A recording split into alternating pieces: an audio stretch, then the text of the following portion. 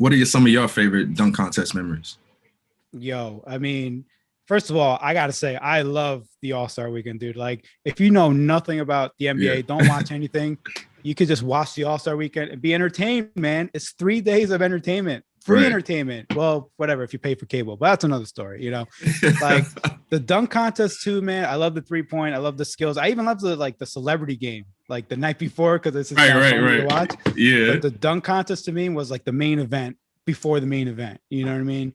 Mm-hmm. And like I just have early memories from like even early 2000s, like Jason Richardson. I know he doesn't get spoken up a lot, but when you look at his highlights, like he was the first guy who I thought was gonna evolve like the dunk contest. Like what is it, Isaiah Ryder, right? Did the between the legs dunk in mid 90s, and I thought that was like the end all be all. But when he did that dunk, I think in like 2003, he did the reverse like between the legs dunk. I'm like, yo, yeah, and like, he 360 too. Yeah, and I'm like, anything is possible now. Like, I was 13 years old, so it's very like, but oh my god,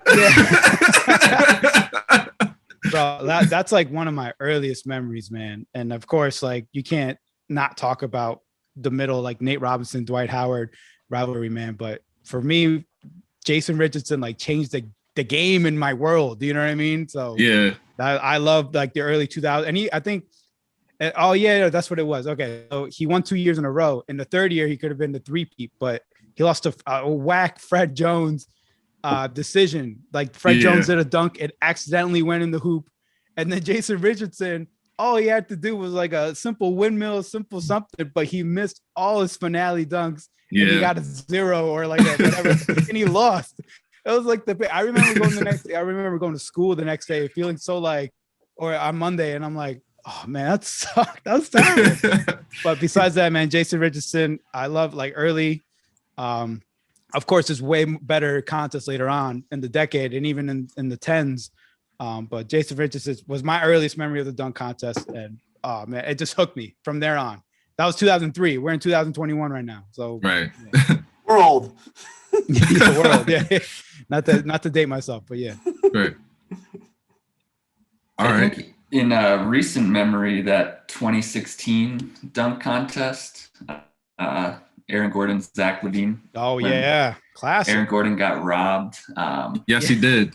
Yes, he did. That should have been a tie, man. That should have been like you're asking these players to keep going and going. At certain points, like, all right, you know, but you got to respect what they did, though, dude. Not yet. The Aaron Gordon, the dunk over the mascot when he was in like the seated position. Oh, he did it under the legs. That was crazy. I have that burned into my memory. Just that vision of him just seated in the air, like.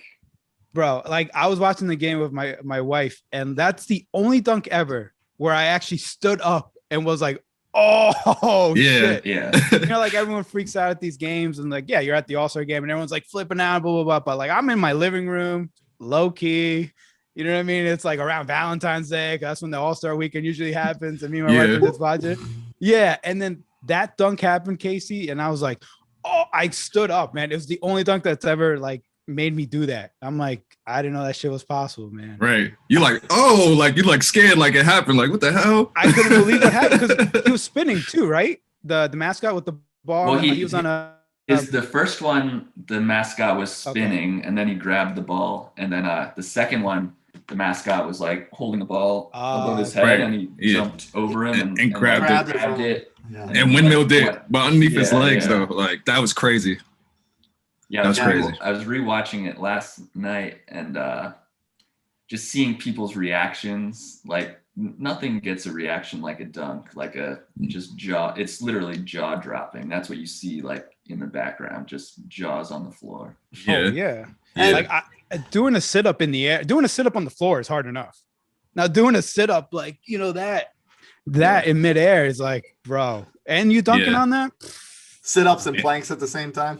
And you're jumping over a mascot, like, and trying to not hit your head on the backboard. Yeah. It's just sick. Like, I think that was the best dunk of that night, honestly. Definitely. And we were talking about, the Lon was talking about J. Rich really revolutionizing the style of dunks. Like to Casey's point, Aaron Gordon did a little bit of that as well. He kind of the windmills, the behind the backs, the over the heads, it had kind of like died off a little bit. And Aaron Gordon kind of brought that back. I think it was like the perfect next step because like I remember even Vince Carter back in like 2000, right, when he did the hand in the rim. In the rim, yeah. I watched that in real time, and people were like, "Oh," because they just thought it was a regular dunk, like because he only kept that in there for like, because they slow it down in highlight packages now, but he kept that in there for like a 1, 2, boom out. They watched it back and they're like, "Oh, he put." I want you to know how high I got that I'm gonna leave my arm in the hoop and hang there like a dead body. So I think now what we're seeing is a lot of athleticism dunks. Like these are we've seen these dunks before. Maybe a little variable of here and then instead of like going regular between the legs, you go reverse and you do a one-handed reverse dunk. But when you see it in slow motion, you appreciate it so much because the athleticism. Exactly, we've seen people jumping from the free throw line a billion times in these dunk contests. But when you see someone doing a between the legs dunk or a windmill dunk from the free throw, it's like, damn, bro, what's the next step, man? I can't wait to someone be jumping from the 3-point line, man. Yeah, it soon comes.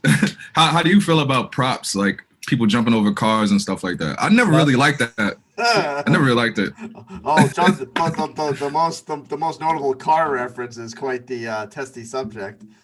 Yeah, I mean, no, I love it. Conspiracy time. No, I'll just say on the wait. Jet. No, like, go ahead. I love it. If you bring out because there's a difference between an in-game dunk that you do in a dunk contest and a dunk contest dunk that you do in a dunk contest. Middle of the game, you could be like, hold on, time out. Let me bring out this bike. And you can't just be like dunking over the bike, Mm-hmm. I love it, man. I mean, the two hoops, bring out the cars, bring out the fans, bring out, the mascots, bring out I think when you had a drone, right? Mm-hmm. I think it was like a few years ago, actually. The ball dropped. They was dropping it from the drone. Who did that? I can't remember. Oh, man, I took notes, man. Yo, bro, I have like an encyclopedia of notes, so bear with me. But I love it, man. Why don't you like it?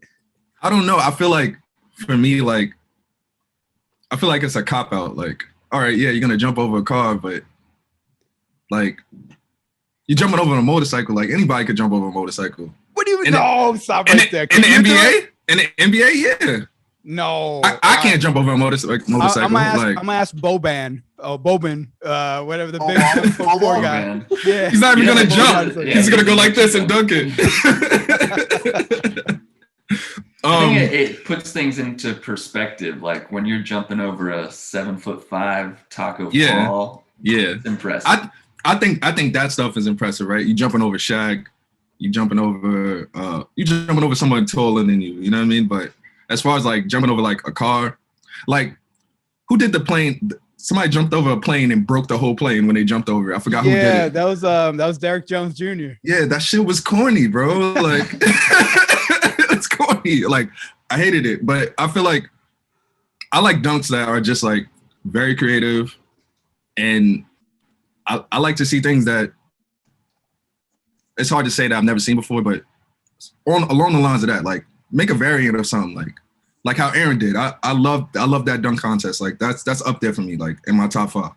Him and Zach LaVine. The one, that was a solid one too. Yeah. But I think CProc, you mentioned the Blake Griffin or jumping over the Kia, man. Like I agree with Jet that like he barely jumped over that thing. It was more just like a distance thing. If he jumped over the top of the car, bro, that's impressive. But he jumped over the hood, and there's some conspiracy theory that like he already had the deal with Kia, so that's why he won. And the contest was in LA, and he was on the Clippers. So it's wow. That was that dunk contest too, where Serge Ibaka like legitimately jumped behind the free throw line, and that was the dunk contest too, I believe, where Serge was a good dunker.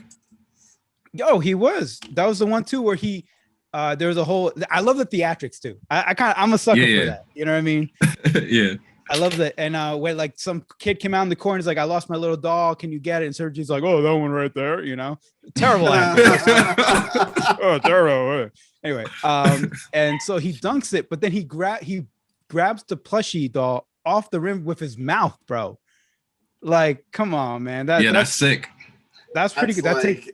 Who blew out the birthday candle? That was Gerald. That was Gerald Green. Gerald Green. I love that. He had a crazy contest and they snubbed him. Like he did it twice. He jumped without shoes on, blew the candle out, and then windmilled it. Like you can't. Nobody does that. That's not regular stuff. Like he's a freak. What Casey took the words out of my mouth on that one, because that cupcake thing is something that when I saw it the first time, when it happened, I saw it. I hated that cupcake. I hated that thing. It was this little tiny cupcake up on the back of the rim. You can barely see it until they show the replay. Like I could not stand that thing. But as I was getting ready for the show, and I was thinking back on it, and I thought of the cupcake thing. I'm thinking, you know what? The cupcake was kind of cool. Yeah, I agree. Like I remember in 2011, the one with Blake Griffin jumping over the car. Like JaVale McGee, I thought should have won. He was dunking on 2 hoops. Yeah. I think one time he dunked 3 balls in the one hoop at the same time. Yeah. He was holding 2. And there was one on the rim, I think. No, someone lobbed it to him. I think. Somebody lobbed it? Yeah. So bro, it's like bah, bah, bah, bah, you know. Yeah. I thought it's way more impressive. But again, conspiracy theories, man. Let me put on my tinfoil hat. You know, and we talk about it. But yeah. And the other one, as far as props are concerned, I was a big fan of the Dwight Howard years. Yeah, coming out of the telephone booth, dressing up like Superman, and then of course that paved the way for the Kryptonite rivalry. And so like it just a certain amount of theatrics. I can respect in the same vein that they do. When done right, they do add a certain extra element to it to the show. I agree. I will say though that even though it took Nate like 14 tries to do one dunk, like it was still kind of cool seeing, you know, the average size guy trying to do a dunk, and the Dwight Howard, who's larger than life, you know. But and jumping over him, as we've talked about, impressive to jump over another person. They did jump over Dwight Howard. Yeah. I mean, Nate is like 5'7". Yeah. He's 5'9" on paper, right? So he's normal person, not a normal short person.